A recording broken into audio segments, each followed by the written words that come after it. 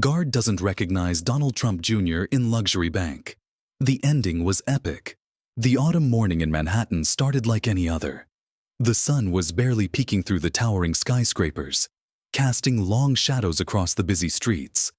Donald Trump Jr. had just finished his morning routine. A quick workout at his private gym, followed by his usual breakfast meeting with potential investors. "Will you be needing anything else today, Mr. Trump?" his assistant Sarah asked as they walked out of the high-end restaurant where he'd just closed a promising deal. "No, just heading to First Metropolitan to handle some personal matters," he replied, checking his Rolex. "Should be straightforward enough." The sleek black SUV wound its way through Manhattan's crowded streets. Trump Jr. sat in the back, scrolling through his phone, responding to emails and messages. His driver James, who'd been with the family for over a decade, navigated the morning traffic with practiced ease. "Lot of construction today, sir," James commented, taking a detour around a blocked street. "Might be a few minutes late." "Not a problem," Trump Jr. replied, barely looking up from his phone. "The bank knows me. They'll wait." As they drove, his phone buzzed with a call from his wife. "Hey, honey, everything okay?" "Dawn, did you remember to sign those school forms for the kids?" she asked. "The deadline's today." He pinched the bridge of his nose. "I'll handle it as soon as I'm done at the bank. Shouldn't take more than an hour." The conversation continued about family matters, their upcoming vacation plans, and a charity event they were supposed to attend that evening. Normal, everyday things that occupied his mind, making him feel like any other busy father and businessman. Meanwhile, inside First Metropolitan Bank, Mike Thompson was having a rough morning. His youngest had been up all night with a fever, and he'd had to cover an extra shift when his colleague called in sick. The bank's marble floors gleamed under the morning light, and the smell of coffee from the employee break room was the only thing keeping him alert. "Hey, Mike, hanging in there?" Linda, one of the tellers, called out as she passed by his security desk. "Barely," he chuckled, unwrapping his modest sandwich. "Kids, right? Who needs sleep anyway?" Linda smiled sympathetically. "You should ask for a raise, you know. All these double shifts." "Yeah, well, medical bills don't pay themselves." Mike shrugged, taking a bite of his sandwich. "And Jenny's braces aren't getting any cheaper." The bank's usual morning crowd filtered in. Investment bankers in expensive suits, wealthy clients, heading to the private banking floor, regular folks doing their daily banking. Mike checked IDs, gave directions, and maintained his vigilant watch over the lobby, all while fighting his exhaustion. "Excuse me." A well-dressed woman approached his desk. "I seem to have forgotten my account number. Could you direct me to someone who can help?" Mike pointed her toward the customer service desk, maintaining his professional demeanor despite his fatigue. "Right over there, ma'am. Sarah will help you out." The morning continued its usual rhythm. Mike checked his phone during a quiet moment, seeing a message from his wife about their daughter's fever breaking. A small relief, but the medical bills were still weighing on his mind. Outside, Trump Jr.'s SUV finally pulled up to the bank's entrance. James opened the door, and Trump Jr. stepped out, adjusting his tie. The morning sun reflected off the building's glass facade, and the usual buzz of Manhattan surrounded them. "Need me to wait, sir?" James asked. "No, I'll call when I'm done," Trump Jr. replied, already walking toward the revolving doors. "Shouldn't be too long." As he entered the lobby, he nodded absently to a few people who seemed to recognize him. He'd been coming to this bank for years, handled millions in transactions, and was used to being treated with deference and respect. The private banking floor, with its premium services and exclusive atmosphere, was like a second office to him. Mike glanced up from his sandwich, noting the man walking confidently toward the private elevator. Something about him seemed familiar, but in his tired state, he couldn't quite place it.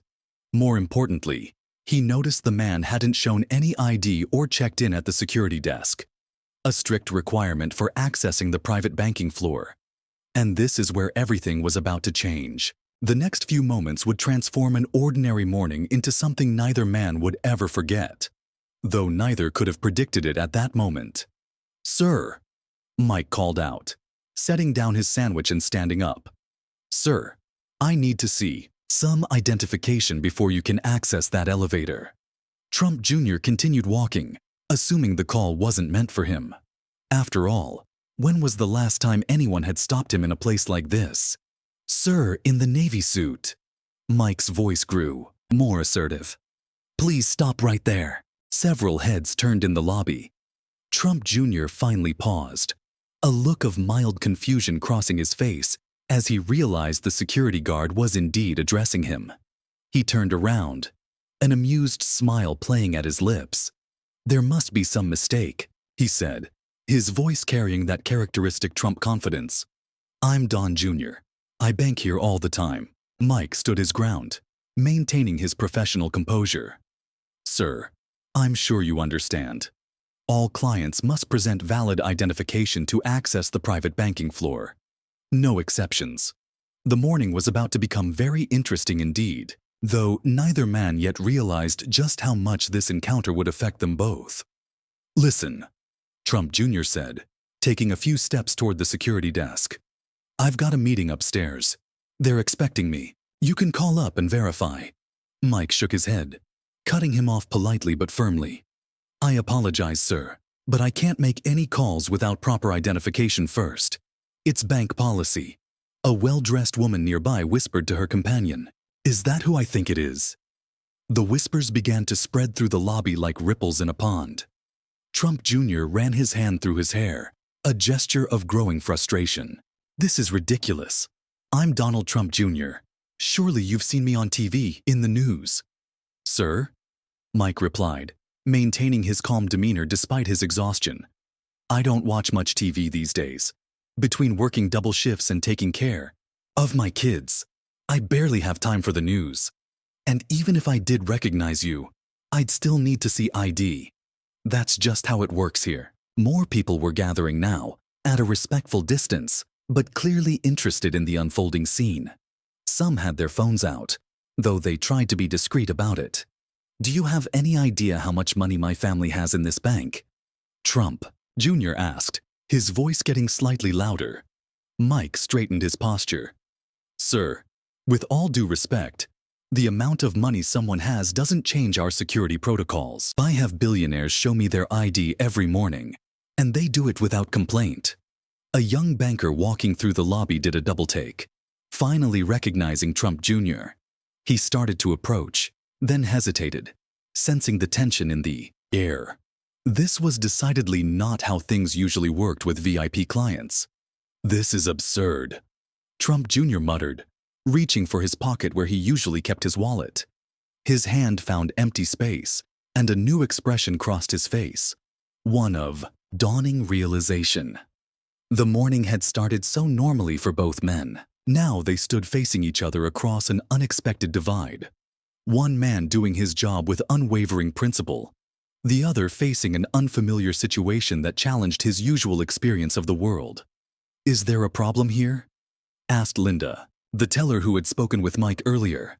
She'd approached cautiously, sensing the tension. "No problem," Mike replied calmly. "The gentleman just needs to present ID to access the private banking floor. Standard procedure." Trump Jr. pulled out his phone, his fingers moving quickly across the screen. "Let me call my assistant. This will all be sorted out in a minute." The crowd in the lobby had grown larger, though people tried to appear busy with their own affairs while watching the scene unfold. The morning sun continued to stream through the high windows, highlighting the marble floors and creating an almost theatrical setting for this unusual confrontation. "Sarah?" Trump Jr. spoke into his phone. "I need you to get hold of Charles Whitmore immediately. I'm at the bank, and there seems to be some confusion." He walked a few steps away, speaking in low tones. Mike remained at his post, checking his own phone briefly to see another message from his wife. "Jenny's asking for you. Hope your shift ends soon. Love you." The situation had reached a kind of stalemate. The famous son of a former president, used to doors opening automatically, faced off against a tired security guard who simply wouldn't bend the rules. Not for anyone. Sir, Mike called out as Trump Jr. finished his phone call. I understand this is frustrating, but I have to enforce these rules equally. It's what keeps everyone's money safe, including yours. Trump Jr. turned back, and for a moment, something shifted in his expression. Perhaps it was the simple logic of Mike's words. Or maybe it was the realization that this man was just doing his job. The same kind of dedication his own father had always preached about. The morning was far from over, and neither man knew it yet. But this encounter would end very differently from how either of them might have expected. For now, though, they remained locked in this moment. A powerful man without his ID, and a tired security guard who wouldn't back down from doing what was right. The lobby had become unusually quiet. The normal bustle of banking business slowed to a whisper as people waited to see what would happen next. Outside, Manhattan continued its frantic pace, unaware of the drama unfolding behind the bank's elegant facade. Mr. Thompson, a junior bank employee, approached Mike's desk nervously. Should I call Mr. Whitmore? Mike shook his head. Not without proper identification first. That's the protocol. Trump Jr. paced a few steps, phone still in hand, clearly unused to being in this position. The situation was beginning to draw more attention than he'd wanted, but there seemed to be no easy way out. You know, he said, turning back to Mike. My father always talked about the importance of security, about having strong people doing their jobs without fear or favor. Mike nodded, appreciating the change in tone but standing firm. That's what I'm trying to do, sir. Nothing personal about it. The morning sun had risen higher now, the lobby growing warmer with the gathered crowd. Both men were about to learn something unexpected about themselves and each other, though neither could have predicted exactly how this situation would resolve itself. For now, they remained at their impasse. Two men from very different worlds, brought together by circumstance and principle. Their story far from over, but already teaching lessons about power, humility, and the importance of doing what's right, regardless of who stands before you. The bank's elegant clock showed 10:30 a.m. The day was still young, and this unexpected encounter was about to take several more surprising turns. But that's where this chapter must pause, leaving both men standing their ground, each believing in the rightness of their position, neither yet aware of how this story would end. The whispers continued to circulate through the lobby, phones still, discreetly recording, as New York's autumn morning light streamed through the windows, illuminating this unexpected scene in one of Manhattan's most prestigious banks. The stage was set for what would come next, but that would be another chapter in this remarkable tale. Listen, sir, Trump Jr. said, his voice softening as he took a different approach. I understand you're doing your job. Let me explain my situation. I switched suits last night after a charity event, and my wallet's in the other one. Mike nodded sympathetically, but remained unmoved. I appreciate your honesty, sir, but it doesn't change anything. I've had CEOs come in here with similar stories, and they all had to follow the same procedure. A young woman in the growing crowd suddenly spoke up.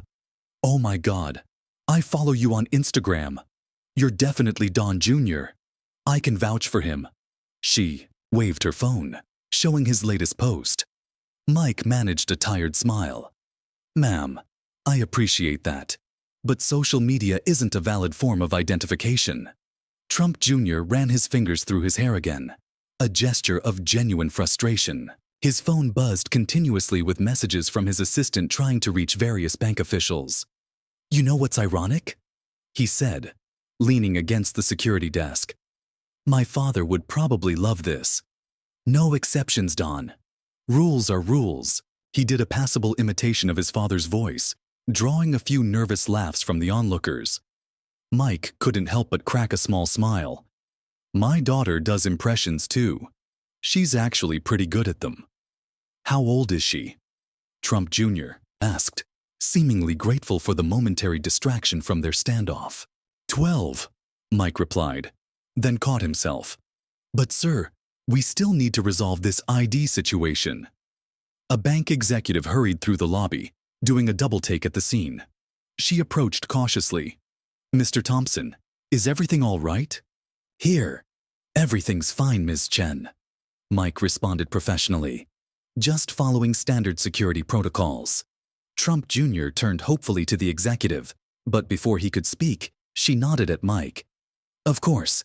Carry on, Mr. Thompson. She hurried away, leaving Trump Jr. looking somewhat bemused. First time anyone's ever sided against me in a bank.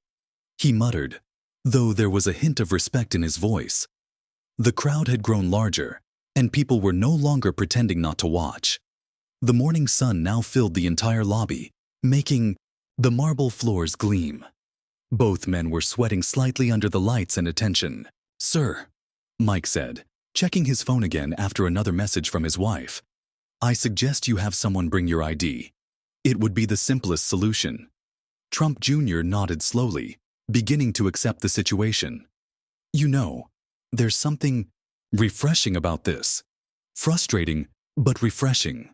How so? Mike asked, genuinely curious.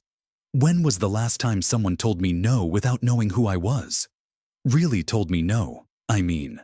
Trump Jr. leaned back against the desk. It's been a while. The lobby had fallen quiet enough to hear their conversation. People watched as two men from vastly different worlds found an unexpected moment of connection. My daughter told me no this morning when I tried to get her to take her medicine, Mike offered with a slight smile. Kids don't care who you are either.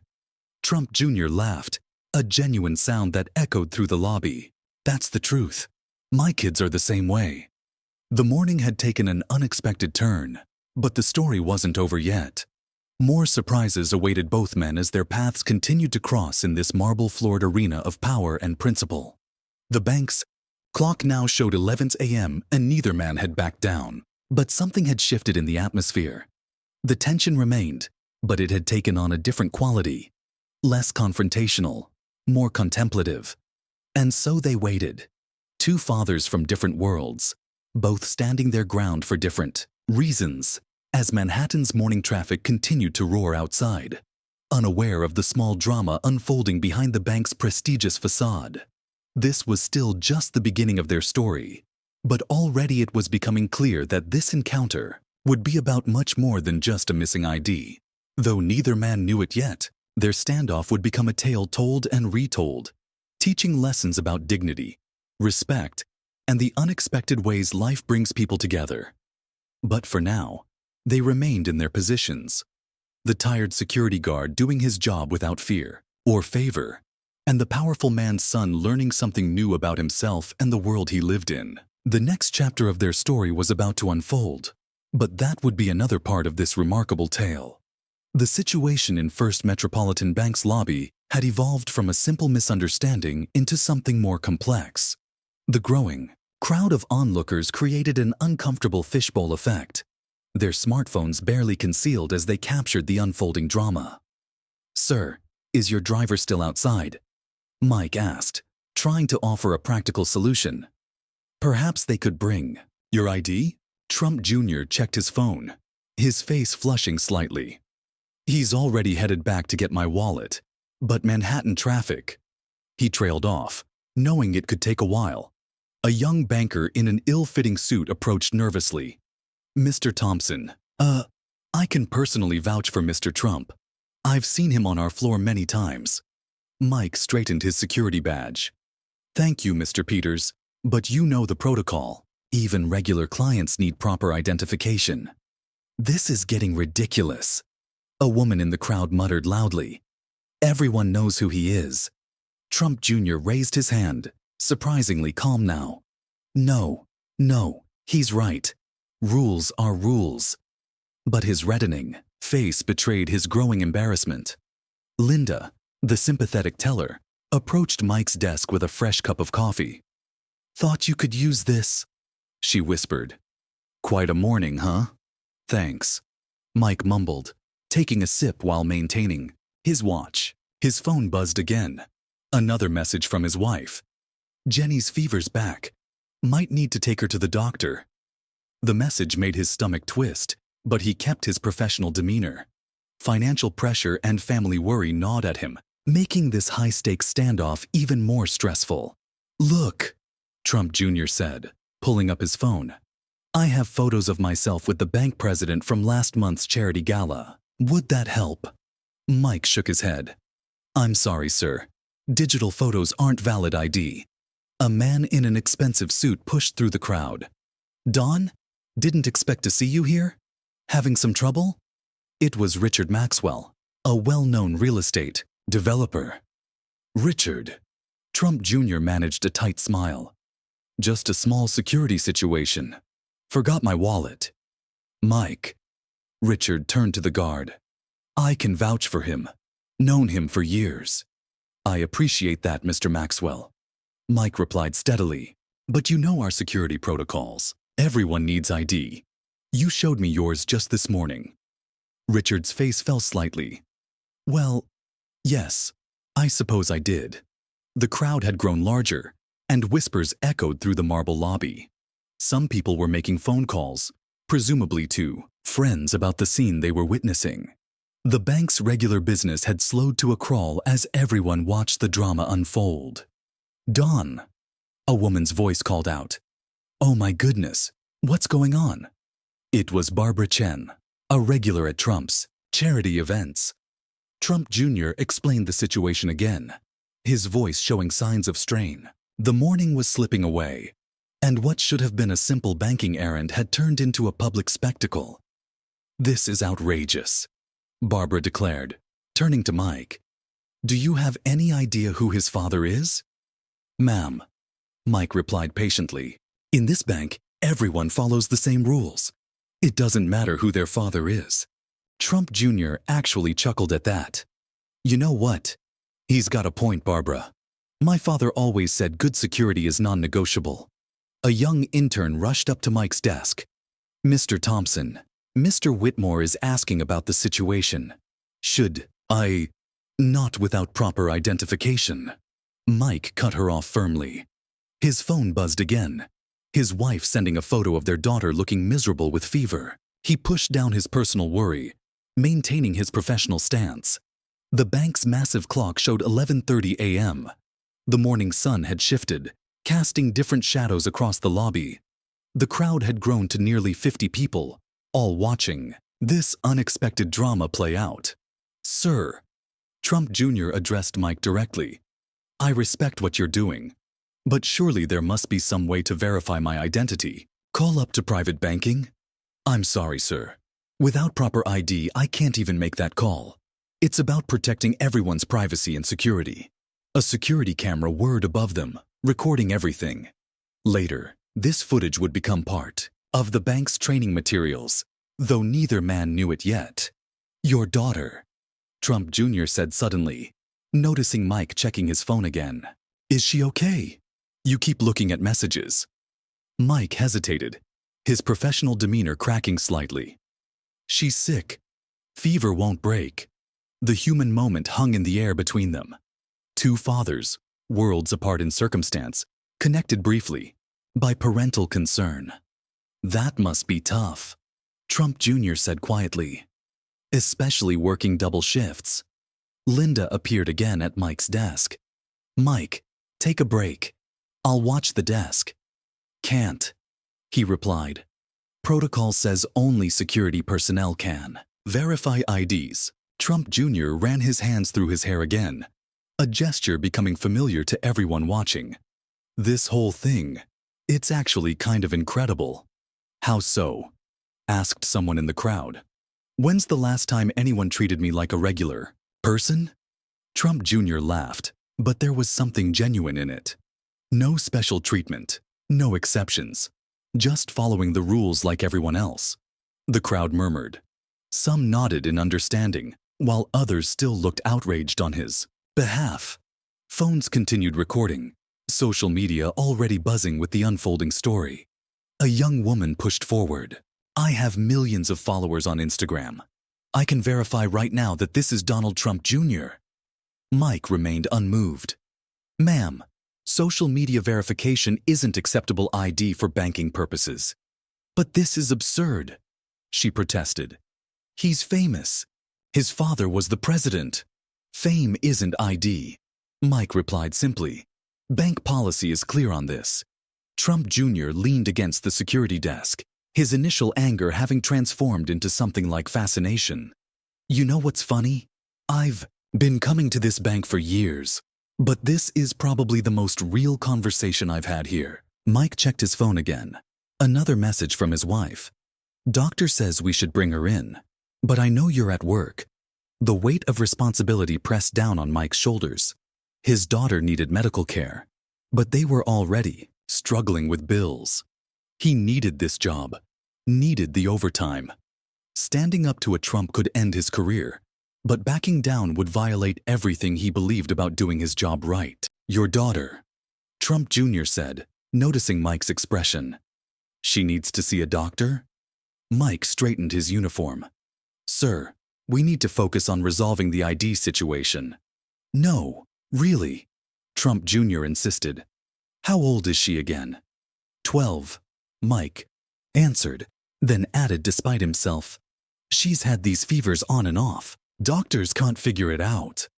The crowd had grown quieter, sensing the conversation's shift.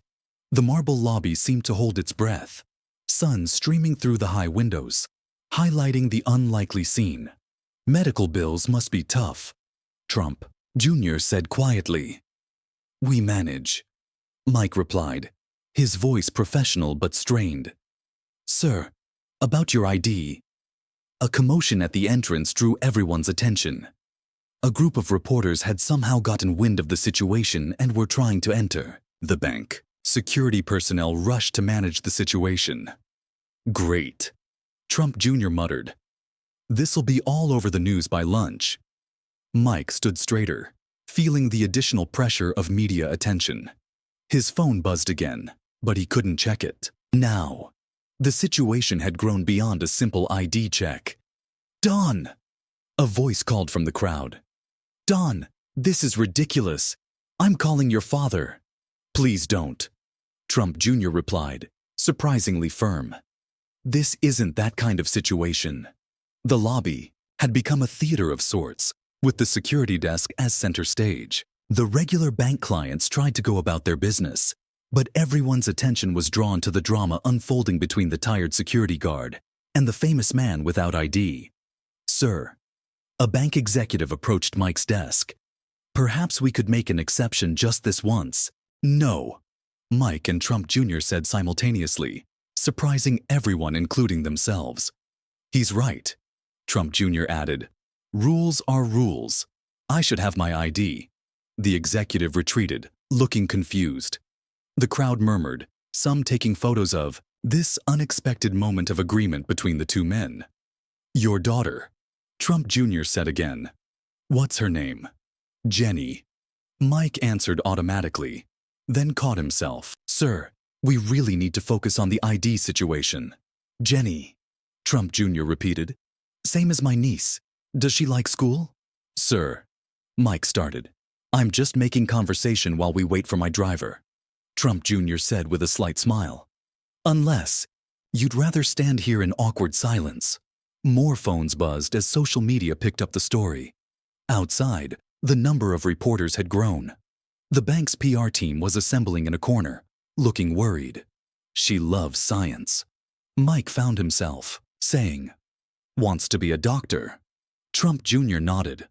That's great. Tough field though. Lots of school. Yeah, Mike agreed, his voice tight. We're saving what we can, but... He trailed off, remembering his position. The crowd had grown silent again, watching this unexpected conversation unfold. Linda appeared, with another coffee for Mike. Here, you look like you need it. Thanks, he said, but didn't drink it. His attention remained focused on his duty, even as his phone buzzed again in his pocket. Trump Jr. checked his own phone. Drivers stuck in traffic. Construction on Fifth Avenue. The lobby clock showed noon. The morning had slipped away, transformed into something neither man had expected. The crowd had thinned slightly as people went to lunch, but others had taken their place, drawn by social media posts about the situation. You know, Trump Jr. said thoughtfully, I don't think I've ever had to wait for anything in a bank before. First time for everything, sir. Mike replied, maintaining his professional tone. Indeed, Trump Jr. agreed. First time being treated exactly like everyone else. It's different. The sun had reached its peak, streaming directly through the high windows, illuminating the scene in harsh clarity. Two men, separated by vast differences in privilege and circumstance, found themselves locked in an unexpected standoff that was becoming more than just about a missing ID. The story wasn't over yet. More surprises awaited both men as the situation continued to unfold. But for now, they remained at their impasse. The tired security guard thinking about his sick daughter while doing his job without compromise, and the famous man's son learning unexpected lessons about equality and respect. The bank lobby had become a stage for an unlikely drama about privilege, principle, and the unexpected ways life brings people together. Though neither man knew it yet, their story was far from over, and the most surprising moments were still to come. But that would be part of the next chapter in this remarkable tale. For now, they remained in their positions, each standing firm in their own way, as the New York autumn sun continued its journey across the sky, illuminating this unexpected scene in one of Manhattan's most prestigious banks. The clock ticked toward afternoon, and still, they waited. The situation had evolved from a simple security check into something more profound. Though what exactly that was remained to be seen. The next chapter would bring new revelations and unexpected turns. But for now, the tension hung in the air like the dust motes dancing in the sunbeams streaming through the high windows.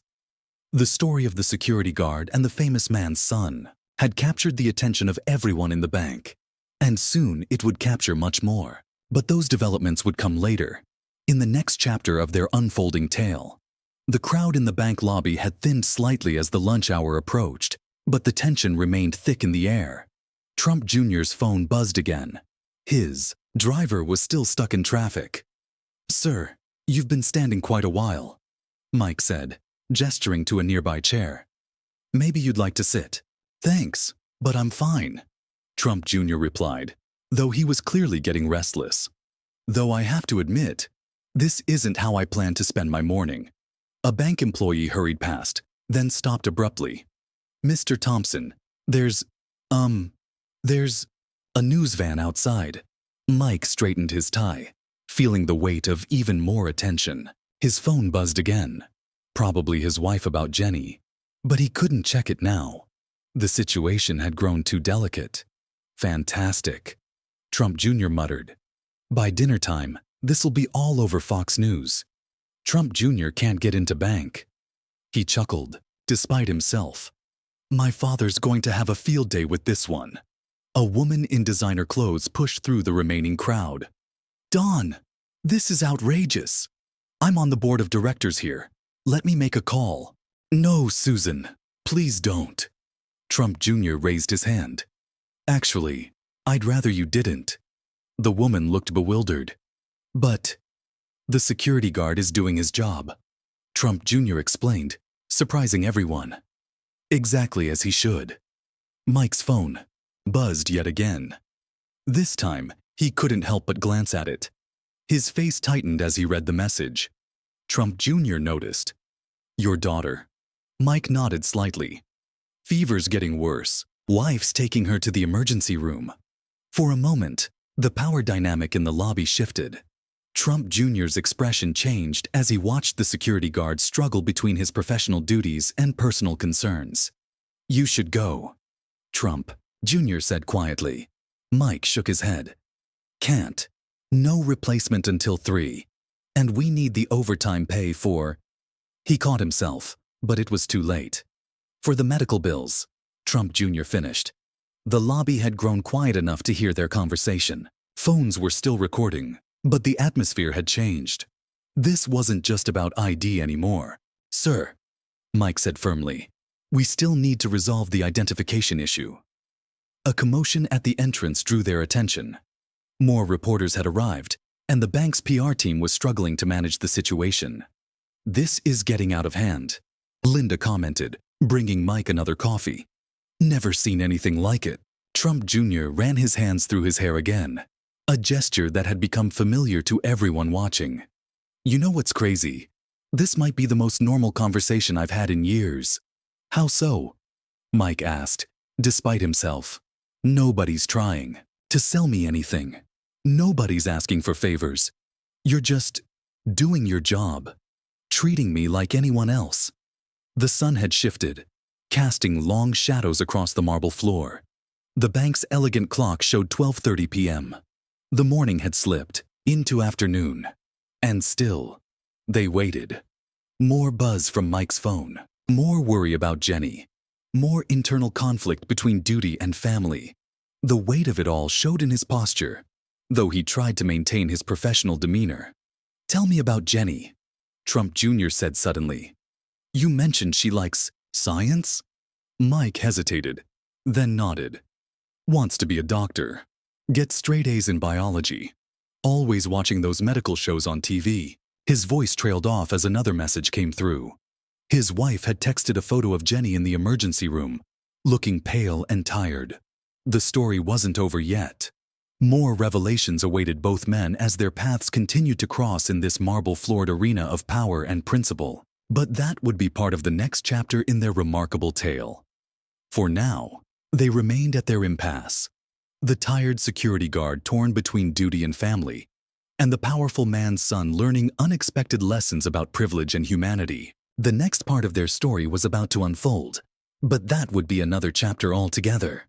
The tension in First Metropolitan Bank's lobby had reached a new level, when an unexpected voice cut through the murmurs of the crowd. It came from behind the potted plants near the entrance. An older man in a gray custodian's uniform who had been quietly mopping the floors throughout the morning drama.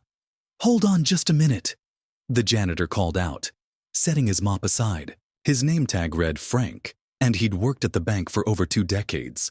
I know that face anywhere. That's definitely Don Jr. The crowd parted as Frank walked forward, his work boots squeaking slightly on the freshly mopped floor. Trump Jr. turned, surprise evident on his face. My daughter Maria, Frank continued, his voice carrying across the lobby. She works at Trump Tower, has for 5 years now, sees him almost every day. Mike remained steady at his post, though his phone buzzed again in his pocket. Another update about Jenny at the emergency room. Sir, while I appreciate the identification, No. Hear me, old out young man, Frank interrupted, walking closer. I've been cleaning these floors for 23 years, seen all kinds of important people come and go, and I'm telling you, that's Don Jr. right there. Trump Jr. studied the older man's face. Maria, dark hair, always brings homemade cookies to the office on Fridays? Frank's face lit up. That's my girl. See? He knows her. Best chocolate chip cookies in Manhattan. Trump Jr. added with a genuine smile. She gave me the recipe once, but mine never turn out quite the same. The crowd watched this exchange with fascination. Phones were still recording, capturing this unexpected interaction between the son of a former president and an elderly janitor.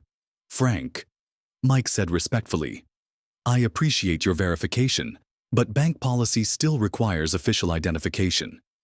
Policy, schmolicy. Frank waved his hand dismissively. I've been here longer than most of these managers. When someone says they're somebody, and I know they're somebody, they're somebody. A few people in the crowd chuckled at Frank's logic. Even Mike had to suppress a small smile. Maria's cookies, Trump Jr. mused, seeming to relax a bit. She said it was her grandmother's recipe from Sicily? That's right, Frank beamed. My mama's recipe. She brought it over in 1951. Wrote it on the back of her immigration papers. That's how precious it was. The lobby had grown quieter as people listened to this unexpected conversation. The morning's tension had shifted into something different, something more human. Frank, Linda the teller called out. Maybe you should get back to what? Frank challenged. Back to pretending I don't see what's right in front of me? This whole situation is ridiculous. Mike's phone buzzed again. He glanced at it quickly. Jenny's fever had spiked to 103. His wife was worried about the mounting emergency room costs. Your daughter, Trump Jr. said quietly, noticing Mike's expression. Any updates? Before Mike could answer, Frank interjected again. What's wrong with your daughter? Frank, Mike said firmly, we need to focus on the security situation here. But Frank wasn't easily deterred. Young man, I've watched you work double shifts for months. Always professional, always by the book. But sometimes life is bigger than rule books. The rules exist for a reason. Mike replied, though his voice carried a hint of strain. Sure they do, Frank agreed, leaning on his mop. But so does common sense. And right now, common sense is telling me that this man is exactly who he says he is. Trump Jr. watched this exchange with interest. You know, Frank, I've probably walked past you 100 times in this bank, and I never knew about your daughter until today. That's because nobody really sees us. Frank shrugged. We're just part of the building to most people, like the marble floors or the fancy chandeliers. A bank executive approached cautiously. Frank, perhaps you should return to your duties. These are my duties, Frank replied firmly. Taking care of this building isn't just about keeping the floors clean. It's about keeping things running right. And right now, things aren't running right. The executive retreated, looking uncomfortable. The crowd had grown again, drawn by Frank's passionate speech. Maria mentioned you once, Trump Jr. said thoughtfully. Said her father was the wisest man she knew. Frank's weathered face broke into a proud smile. That's my girl. Always saying nice things about her old papa. Mike's phone buzzed yet again. This time, when he glanced at it, his face went pale. What is it? Trump Jr. asked, genuine concern in his voice. They're admitting her, Mike said quietly. They want to run more tests. Frank turned to Mike, his expression softening. Your little girl's sick? Mike nodded slightly, struggling to maintain his professional composure. How old? Frank asked. 12, Mike replied. Same age Maria was when she had pneumonia. Frank recalled. Scared me half to death. Couldn't afford the bills either. The lobby had fallen silent again, the morning's drama transforming into something more profound. Even the phones recording the scene seemed to lower slightly, as if respecting the moment. Young man, Frank addressed Mike directly. I respect what you're doing. Following the rules, doing your job right. But sometimes life sends us messages. Sometimes it tells us to look deeper than rule books and protocols. Frank, Mike started, but the older man raised his hand. I'm not telling you what to do, Frank continued. Just sharing what 23 years of watching people in this bank has taught me. Sometimes the right thing isn't always in the manual. Trump Jr. had been listening intently to Frank's words. Your daughter Maria, he said suddenly. She never mentioned how wise her father was. Frank chuckled. Wisdom's just what you get when you've mopped the same floors long enough. You see, all kinds of people come through those doors. Rich, poor, famous, unknown. And you know what I've learned? What's that? Trump Jr. asked. That under all the fancy suits and big names, we're all just people trying to do our best. Some of us mop floors. Some of us run businesses. Some of us guard doors. But at the end of the day, we're all just people. The sun had shifted again, casting different shadows across the lobby. Mike's phone buzzed with another update about Jenny, and his hand twitched with the effort not to check it immediately. You should look at that. Frank nodded toward Mike's phone. Some things are more important than protocols. Mike hesitated, then checked the message. His face tightened with worry. Go, Frank said softly. Go to your daughter. I can't, Mike replied. No replacement, and we need the overtime for the medical bills. Frank straightened up, his voice carrying across the lobby. Sometimes life presents us with moments that test who we really are. Not who our job says we are. Not who our position says we are. But who we really are in our hearts. The crowd had grown completely silent, watching this scene unfold. The morning's confrontation had evolved into something none of them had expected. I've seen a lot of important people come through those doors, Frank continued, gesturing with his mop. But importance isn't about who you are or what your name is. It's about how you treat people. It's about recognizing our common humanity. Trump Jr. nodded slowly, something changing in his expression. You know, Frank, I think you might be the wisest person I've met in this bank. Nah, Frank smiled. I'm just an old man who's seen enough to know what matters and what doesn't. And right now, what matters is that there's a sick little girl who needs her father. The story wasn't over yet. More revelations awaited all three men as their paths continued to cross in this marble-floored arena of power and principle. But that would be part of the next chapter in their remarkable tale. For now, they stood in their positions. The tired security guard torn between duty and family. The famous man's son learning unexpected lessons about humanity. And the wise, old janitor who had seen enough of life to know what truly mattered. The next part of their story was about to unfold. But that would be another chapter altogether. The bank's elegant clock showed 1:15 p.m., and the autumn sun continued its journey across the sky, illuminating this unexpected scene in one of Manhattan's most prestigious banks.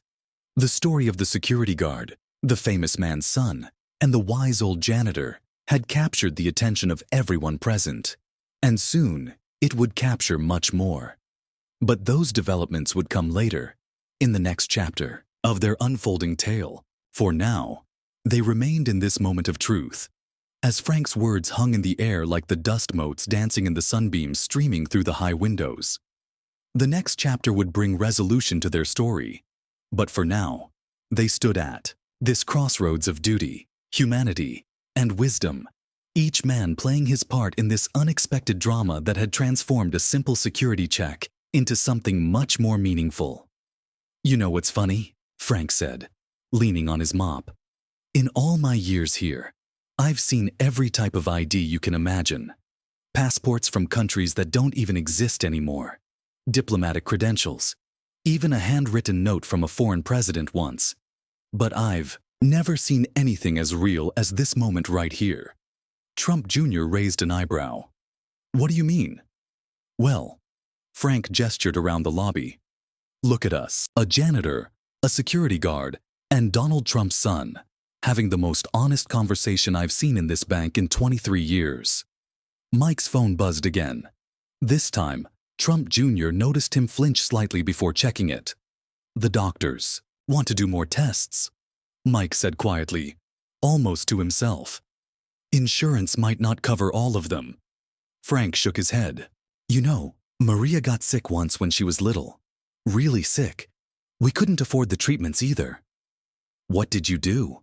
Trump Jr. asked, genuinely interested. Worked triple shifts, cleaned offices at night, did whatever it took, Frank replied. Because that's what parents do. We find a way. The crowd had thinned even more, but those who remained were completely focused on the three men at the security desk. The morning's confrontation had transformed into something none of them had expected. Triple shifts, Trump Jr. repeated thoughtfully. Just to pay medical bills. That's America for you, Frank shrugged. Some people are born with golden elevators, others mop the floors in front of them. But at the end of the day, we all love our kids the same. The simple truth of Frank's words seemed to hang in the air. Even the remaining phones recording the scene lowered slightly, as if in respect. Your daughter. Frank turned to Mike. What's her name again? Jenny. Mike replied, his professional facade cracking slightly. Jenny. Frank nodded. You know, when Maria was sick, I had to choose between following rules and being there for her. Hardest choice I ever made. Mike's phone buzzed again. The message made him close his eyes briefly. They want to start the tests now, he said, his voice tight. My wife. She's asking if I can come. The sunlight streaming through the windows had shifted again, casting long shadows across the marble floor. The bank's elegant clock showed 1:45 p.m. The story wasn't finished yet. The most important moment was still to come, but it would arrive in its own time. For now, three men from vastly different worlds stood together in a bank lobby, each learning something unexpected about humanity, dignity, and what really matters in life. But those revelations would reach their conclusion in the next chapter of this remarkable tale. For now, they remained in this moment of truth, as Frank's wisdom and Mike's dilemma hung in the air like the afternoon sunbeams streaming through the high windows. Just as the tension in First Metropolitan Bank's lobby seemed unbearable, Charles Whitmore, the distinguished head of private banking, burst through the door. His Italian leather shoes clicked rapidly across the marble floor as he hurried toward the security desk. "Mr. Trump, my sincerest apologies for this situation," he called out, slightly out of breath. His normally impeccable silver hair was somewhat disheveled, suggesting he'd rushed down from the top floor. But before Whitmore could reach them, Trump Jr. raised his hand in a stopping gesture. The entire lobby fell silent, watching this unexpected moment unfold. "Mr. Whitmore," Trump Jr. said firmly, "please wait." The bank executive stopped in his tracks, confusion crossing his face. "But sir, this whole situation is exactly what should have happened," Trump Jr. interrupted, surprising everyone. He turned to Mike, who still stood at attention despite the messages about his daughter burning in his pocket. "You know what? You're absolutely right." "Sir?" Mike asked, uncertainty in his voice. "Security shouldn't be compromised for anyone," Trump Jr. continued, his voice carrying across the now silent lobby. "Not for me, not for my father, not for anyone." Frank, still leaning on his mop, smiled knowingly. Sometimes the best lessons come from unexpected places. Whitmore looked bewildered. "But Mr. Trump, surely we can make an exception." "No," Trump Jr. said firmly. "No exceptions. That's exactly the point." He pulled out his phone and dialed. "James, where are you with that wallet?" His driver's voice came through clearly in the quiet lobby. "2 minutes away, sir. Traffic finally cleared." "Good." Trump Jr. nodded. Then, turning to Mike, he added, "And just in time, I think. You have somewhere more important to be." Mike straightened his uniform. "Sir, I still can't leave my post. Without proper security coverage." Trump Jr. finished for him. "I know. And you're right about that too." Frank stepped forward.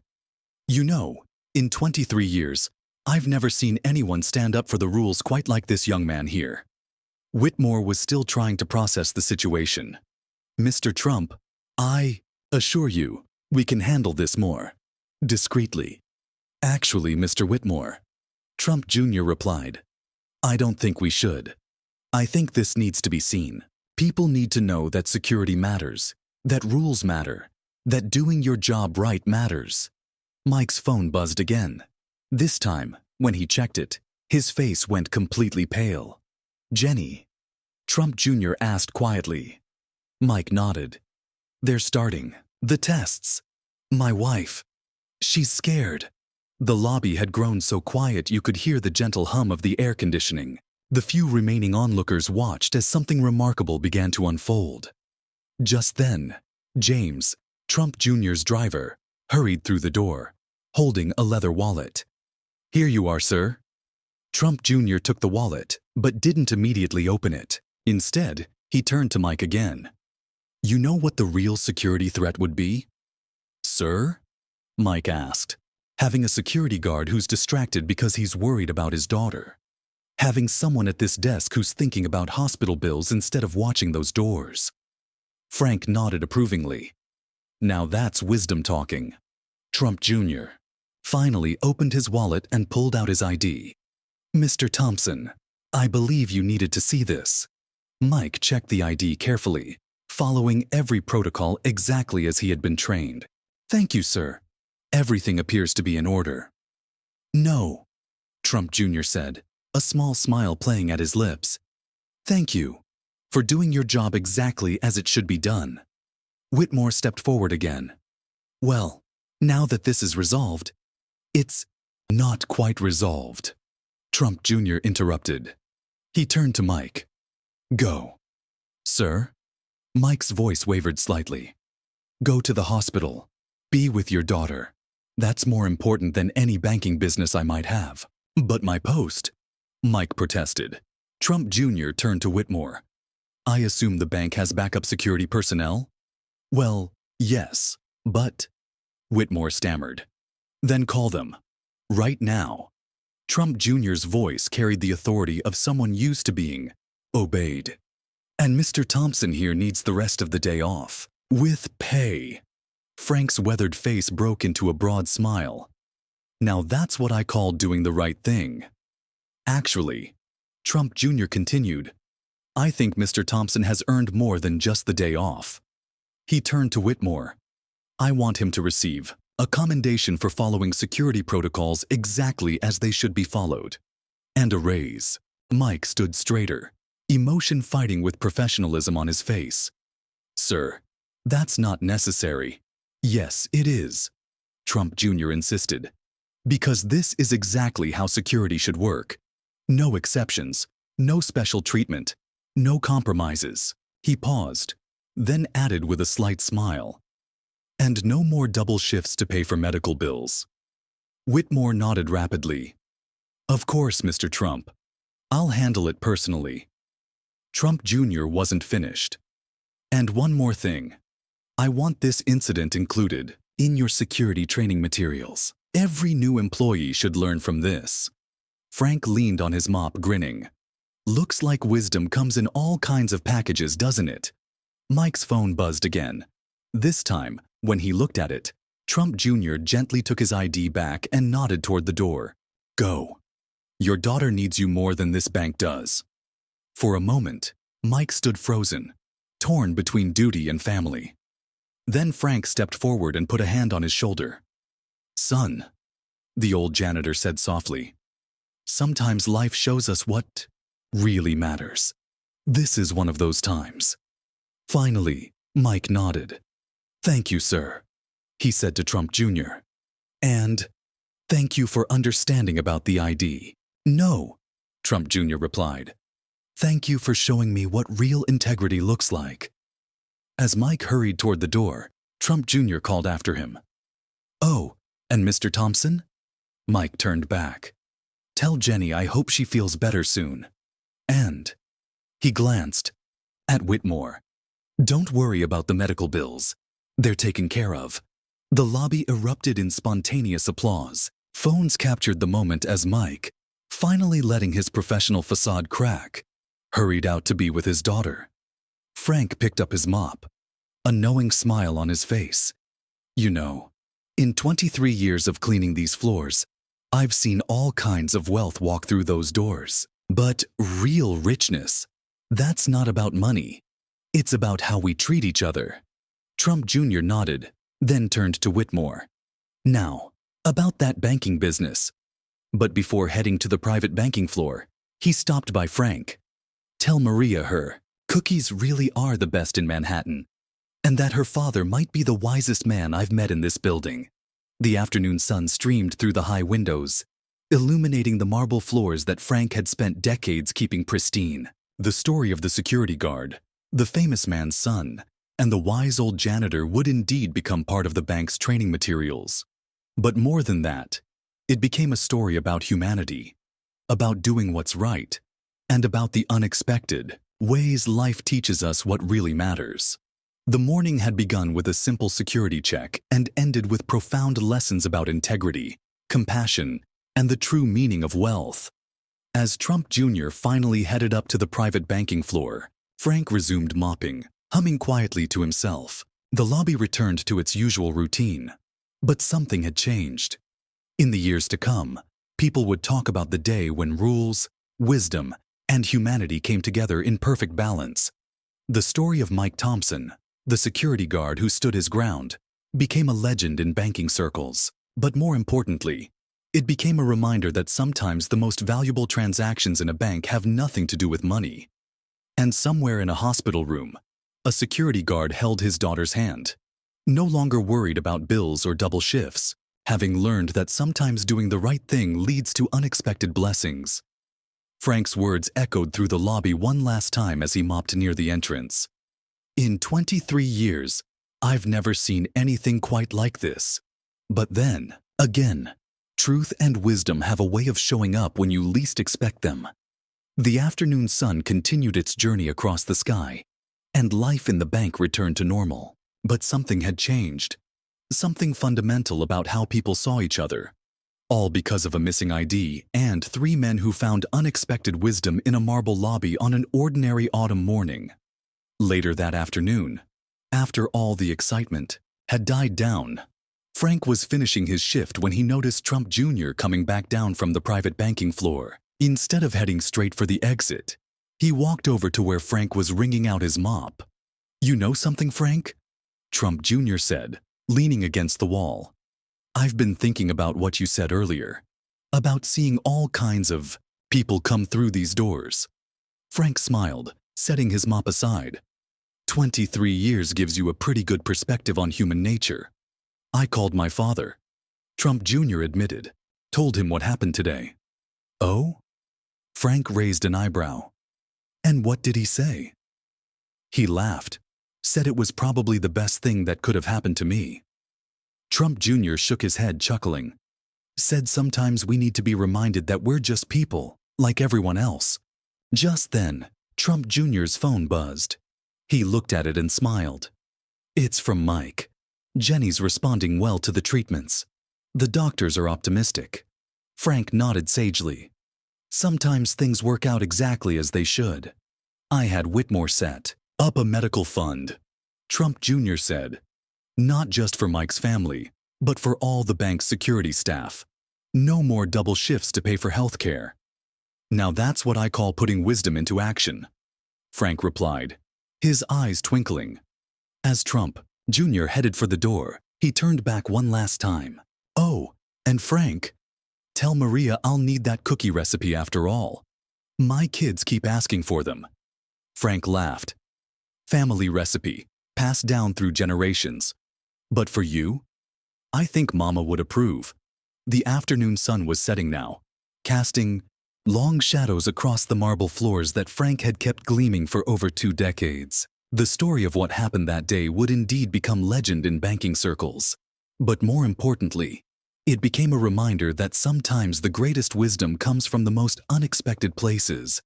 And every Friday after that, when Maria brought her cookies to Trump Tower, they carried with them a reminder of the day when titles didn't matter, when rules meant something, and when 3 men from different worlds found common ground in a marble lobby on an autumn morning in Manhattan.